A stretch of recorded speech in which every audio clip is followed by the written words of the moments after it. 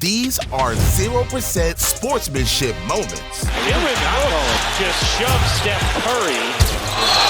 Oh, look out. And first up, nothing says bad sportsmanship like a mid-game temper tantrum. Malachi on the drive. What is Kevin Love doing? My goodness. Yeah, that's odd. Yeah, I think he was. Look at that. Turnover, the three, Malachi. Dang, the Cavs had Kevin Love ready to end it all. Because for number 19, Zion Williamson turns a blowout victory into a dunk fest. No. Get it done. And on the spin and the reverse, the slam by Zion. Bro likes being a sore winner almost as much as he loves cheeseburgers. But up next, you won't believe what Draymond Green once did. Green putting a move on Adams. And he is fouled. And down goes Adams once again.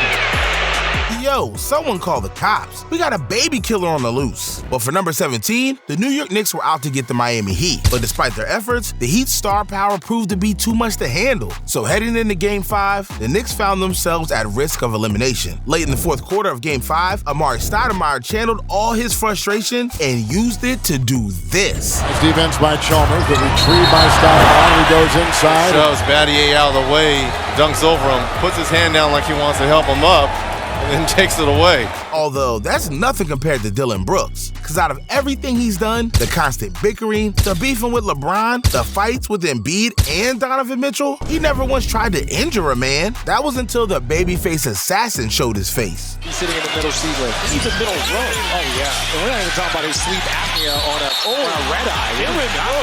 Just two-hand shove Steph Curry. Bruh, someone get this man some therapy ASAP. But I think Eric Bledsoe is especially gonna need therapy because this dude not only picked a fight with a 7-foot giant, he also turned basketball into a game of dodgeball. Better than 30 points per first quarter. Oh, there is Giannis from downtown. Oh, look out. Bledsoe, and I'm not sure who took that first swing. Wow, I thought they called Philadelphia the city of brotherly love. However, that's far from the only thing I can't understand. Because imagine getting so upset with your coaches and teammates that it causes you to do this. This is some of the things. Look where Rondo is sitting. Unless he's coming in the game, there's no excuse for that. And this is, I live in LA, so I watch Laker games. That can't happen. For whatever reason, that can't happen. Dang, I had no idea Rajon Rondo was such a Karen. Thankfully, Rudy Gobert isn't one to social distance himself from teammates. Whenever he has a problem, he'll tell you like it is. And most of the time, that's enough to scare his teammates straight. But April 4th, 2023 was different. One player finally stood up for himself. But Gobert's patience must have been wearing thin because his response wasn't what you'd expect. Anderson and Rudy Gobert, that's just something you don't see every day. I know the tensions. Dang, this dude came out swinging punches like Mike Tyson. That's what it is. We move forward. We want to win games. It is what it is. I mean, it ain't the first time someone has swung on me. It is what it is. We keep it in-house. Now, it's not often players throw jabs at their teammates, unless your name is Draymond Green, in which case, you never know who he's going to attack next. However, we do know this. He hates the Los Angeles Lakers. And Green does. Now LeBron James is furious. Darvin Ham wants a flagrant foul called on that foul.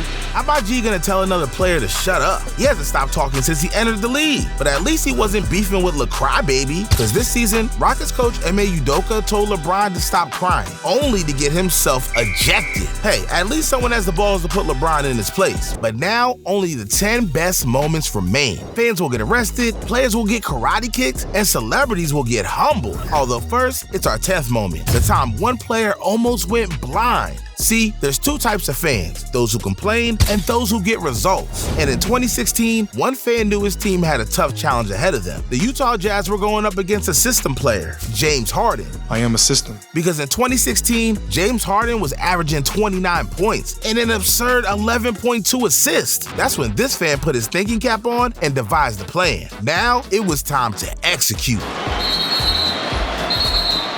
It's a laser pin. Now, you can't do that at a game, but I almost thought Harden was going to throw this ball. Oh, but you think this is funny? Well, guess again. Bro had no idea who he was messing with. Got it to the basket. Great shot by James Harden. Harden hits. He actually dribbled around a double team.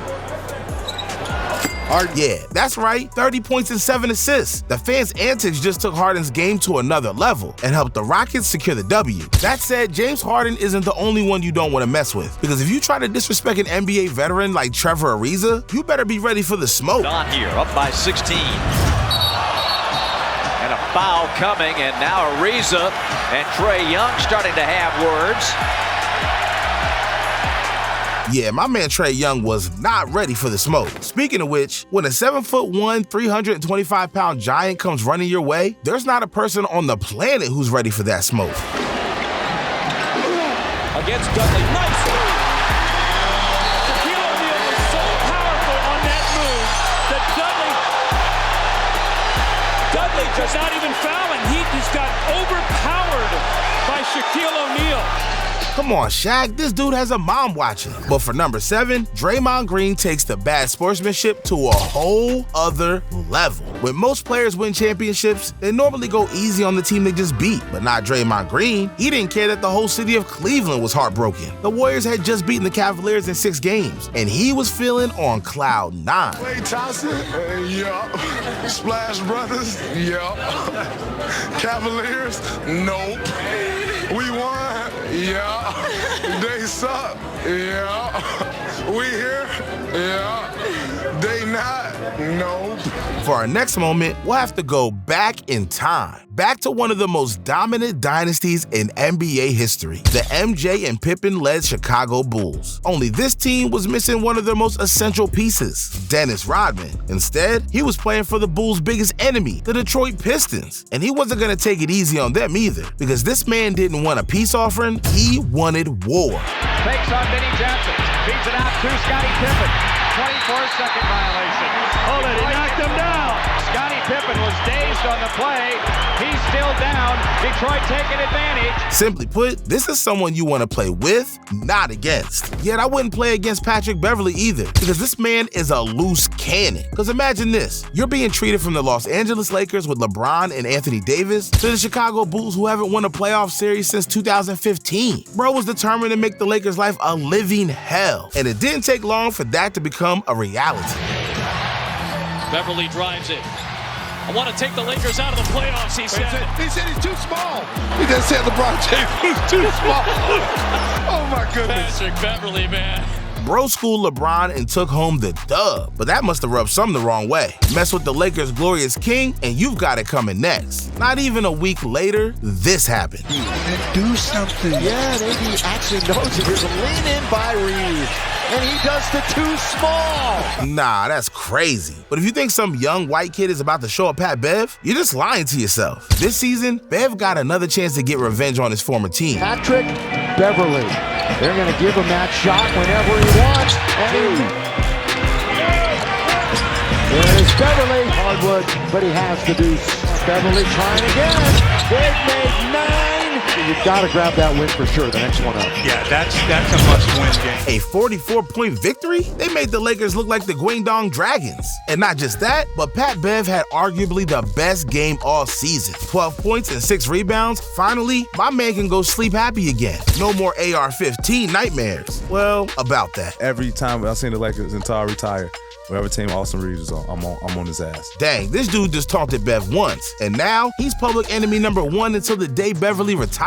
Which takes us to our 4th moment, and this one might be one of the most outrageous of them all. See, every action has consequences, both good and bad. You win an NBA championship and the city worships you. You miss a game-winning shot and fans throw you to the curb. But then there's Kyrie Irving, who is every Boston fan's least favorite player, because this dude got traded to the Celtics and led them to the Eastern Conference Finals. Then he loses to the Cavaliers and says, screw it, I'm forming a super team with KD in Brooklyn. That's messed up, but it doesn't matter how messed up. It still doesn't warrant this. Somebody tossed a water bottle and it nearly hit Kyrie as he was walking to the tunnel. Tyler Johnson noticed it, and the Nets began to point out who it was in that section. There are cameras everywhere, so you're going to see the toss right there. It just misses Kyrie. I have dealt with Boston fans prior to me even coming here.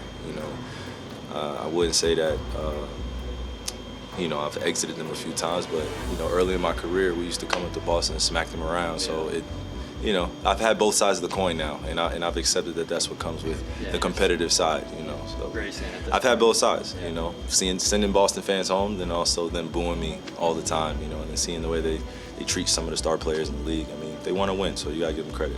One fan threw a water bottle at Kyrie, and it got him arrested. But it's still better than messing with Nikola Jokic. Oh, Jokic was there. Nuggets have 5 on 4. And Jokic, oh no!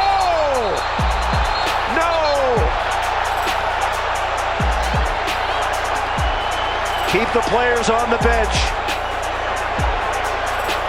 Mess with the Joker, and that's the result you're gonna get. That said, Markieff Morris wasn't about to let Jokic get the last laugh. The Joker shoved him to the ground, and it took him out of the action for several weeks. He had every right to be pissed, but he made one crucial mistake. Sucker shot, that's what we call him. He took a sucker shot at you. We gonna get his, though. Don't trip. Little did he know, the entire Jokic family was watching his every move. They were just waiting for an opportunity to get involved. That's when Marcus Morris gave them that opportunity. See, these guys? Yeah, you don't want to mess with these guys. In fact, his oldest brother is a pro MMA fighter, and he's pretty darn good too. So when the Jokic brothers went out of their way to make a Twitter post, you know shit was about to get real. And this tweet must have gotten the point across loud and clear, because the Morris brothers made sure to never mess with Jokic ever again. Yet for number 2, it may be the single most disrespectful play in NBA history, because in 1994, the Bulls were playing the Knicks when the unthinkable happened.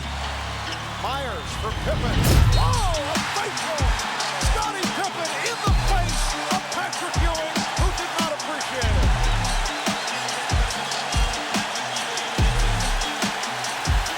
My goodness, where do I even begin? This man dunked over 7-foot Patrick Ewing, stepped over him, and then told Spike Lee to take his ass to New York City. I had never ever had any interplay with an athlete before like that, ever. But there's one moment left, which is the worst sportsmanship of them all. It was the 1991 Eastern Conference Finals between MJ's Bulls and the bad boy Pistons. And after 3 years of tough, grueling battles, the Bulls finally got over the hump by sweeping the Detroit Pistons. So you think the Pistons would show some respect to their worthy opponent, but the Pistons had other ideas. Pistons wasting no time in getting out of here.